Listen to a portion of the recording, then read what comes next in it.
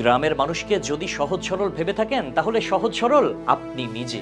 আমার ধারণা কথায় কথায় গ্রামের মানুষ সহজ সরল বলা মানুষগুলো বাপের জন্মেও গ্রামে থাকেন নাই। পরনে লুঙ্গি, মুখে এক চিলতে হাসি, মাথায় পরিপাটি করে আঁচড়ানো চুল, এই ছবিটাই বোধহয় আমাদের গ্রামের মানুষ শব্দটার সঙ্গে সবচেয়ে বেশি মিলে যায়।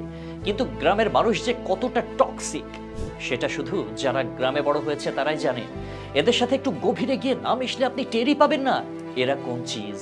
আপনি যদি এখনো মনে করেন গ্রামের মানুষ মানে সহজ সরল, তাহলে দুঃখিত ভাই, আপনি নিজেই সহজ সরল। কারণ এই ধারণাটা পুরোই একটা প্রাচীন ফ্যান্টাসি। শহরে বসে কেউ যদি ভাবে গ্রামের মানুষ এখনো আগের মতো নির্মল, প্রকৃতির মতো নির্মল রয়ে গেছে, তাহলে সেই ভাবনাটা আজ আপডেট করা দরকার।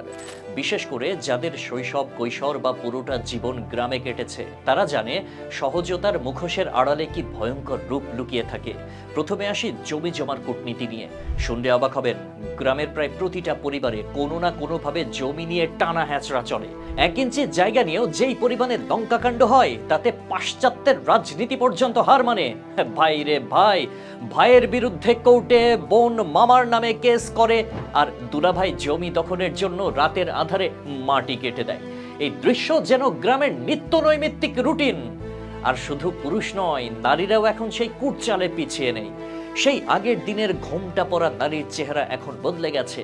সোশ্যাল মিডিয়ায় তারা এখন একজন ডিজিটাল অ্যাক্টিভিস্ট। তাদের ফেসবুকে কয়টা ফেক আইডি আছে সেটা ধরতে ধরতেই আপনার ইনবক্স ফুল হয়ে যাবে।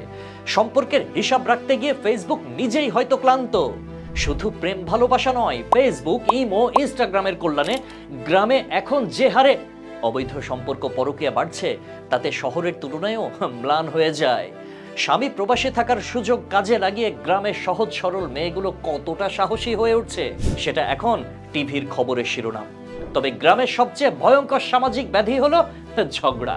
ঝগড়ারও ভাই ক্যাটেগরি আছে। মন খারাপের ঝগড়া, জিভ ধরে ঝগড়া, গালি খেয়ে ঝগড়া, এমনকি কারো হাসিকেও খারাপভাবে নিয়ে ঝগড়া। সকালে উঠে চায়ের কাপে ঝগড়া, দুপুরে হাটে গিয়ে ঝগড়া, বিকেলে উঠোনে, রাতে সালিশি বৈঠকে নিষ্পত্তি। আপনার মনে হতে পারে এত ঝগড়ার এনার্জি এরা আসলে পাইটা কোথায় থেকে?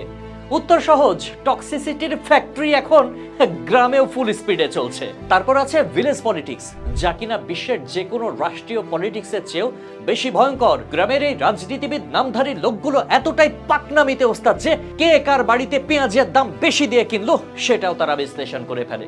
হাটের চায়ের দোকানগুলো হয়ে উঠেছে গবেষণার কেন্দ্র। কার মেয়ের জামার পেছনে কত দামি পাথর লাগানো, কার ছেলের বউ শহরের মেয়ের মতো সাজে, কে কার বাড়িতে কতবার যাওয়া আসা করছে, এসবই এখন বিশ্লেষণের বিষয়।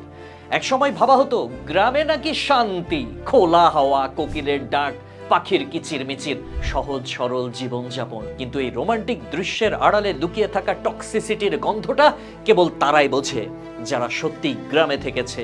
কারো মাছের পুকুরে বিষ ঢালা, কারো বাগানের গাছ কেটে ফেলা, কারো বেড়ায় ছিদ্র করে গুপ্তচর বৃত্তি করা, এসব যেন এখন গ্রামীণ কৃষ্টি সংস্কৃতির অংশ হয়ে গেছে।